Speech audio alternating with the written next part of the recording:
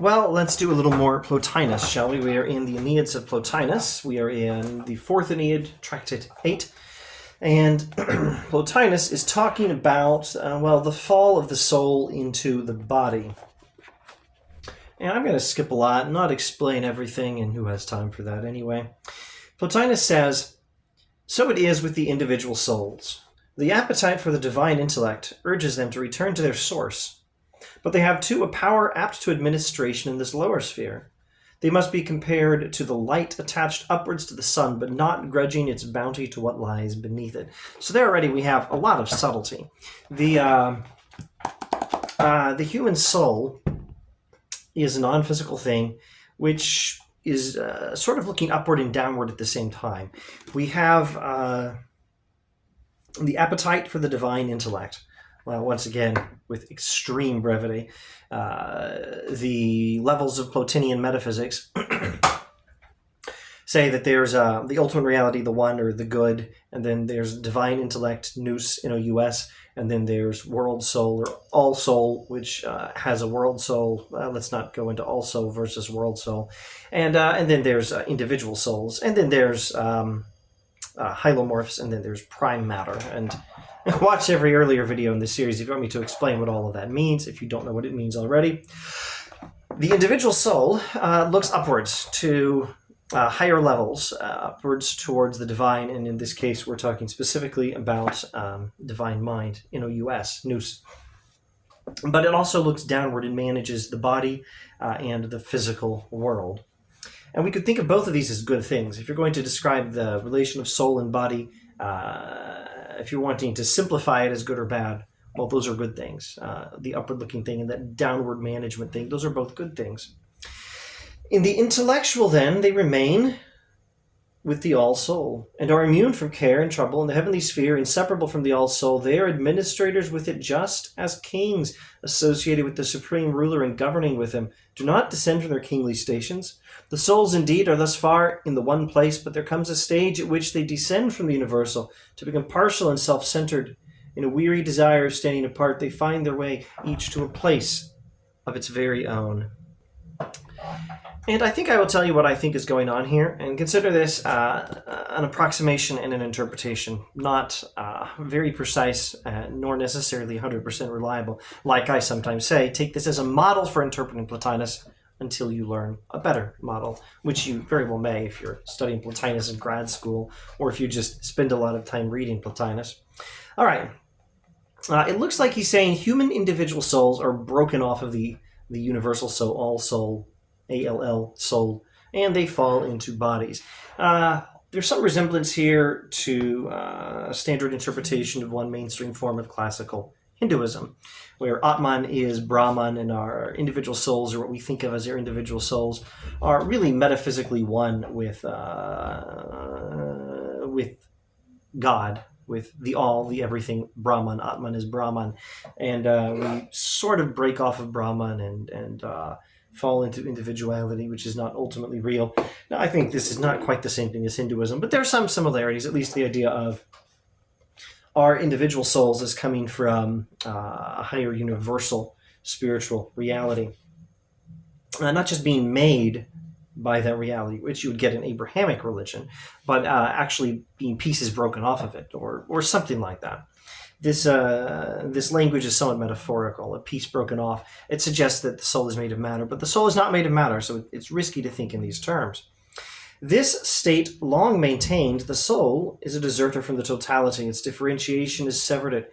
Its vision is no longer set in the intellectual. It is a partial thing, isolated, weakened, full of care, intent upon the fragment. Severed from the whole, it nestles in one form of being. For this it abandons all else, entering into and caring for only the one. For a thing buffeted about by a world full of things. Thus it has drifted away from the universal, and by an actual presence it administers the particular.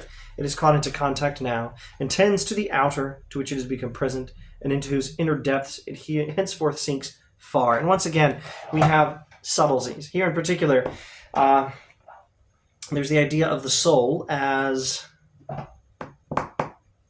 having fallen from higher non-physical reality, from God, from the universal soul, capital S, And this being a bad thing. It's by definition a fall, a descent, a falling away from from our true home. And that's bad. But there's also something good about it. We're still managing more of creation by doing so. We're bringing the beauty and the ordering of non-physical reality further, deeper down into the physical world. With this comes what is known as the casting of the wings, the enchaining in body. The soul has lost that innocency of conducting the higher, which it knew when it stood with the all-soul, that earlier state to which all its interest would bid it hasten back. It has fallen. It is at the chain, debarred from expressing itself now through its intellectual phase. It operates through sense. It is a captive. This is the burial, the encavernment of the soul. Sounds like dreadfully pessimistic language about embodiment. The body is a prison, a cave in which the soul is chained up. But in spite of all, it has forever something transcendent. By a conversion towards the intellect of act, it is loose from the shackles and soars when only it makes its memories the starting point of a new vision of essential being.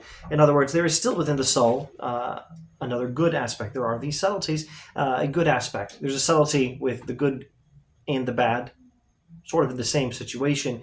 And then there's the subtlety with a downward-looking good and an upward-looking good. The individual soul, if I read Plotinus correctly, still has its access to higher reality, in this case, all soul. It's still part of it or connected to it, or in some sense it still is it, and maybe that is another similarity with that particular form of mainstream Hinduism. And the soul still has this intellectual contemplation of divine mind, etc. All this is indicated by Plato. Once again, Plotinus is interpreting the different ideas in the Platonic dialogues and trying to come up with a clear and consistent account of them. And it does involve a lot of interpretation of Plato, with maybe some clearing up of which metaphor is more important or which book explains which other book in the writings of Plato, etc. It is possible to reconcile all these apparent contradictions in the writings of Plato. He's gone over a paragraph or two of different things Plato says.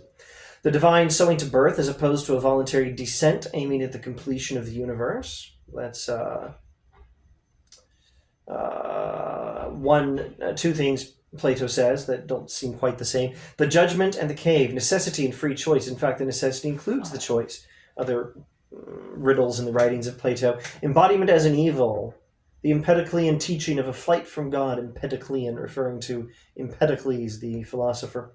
A wandering away, a sin bringing its punishment, the solace by flight of Heraclitus, in a word, a voluntary descent which is also involuntary, etc. On the other hand, these experiences and actions are determined by an eternal law of nature, and they are due to the movement of a being, which in abandoning its superior is running out to serve the needs of another. Hence, there is no inconsistency or untruth in saying that the soul is sent down by God. Final results are always to be referred to the starting point, even across many interesting stages.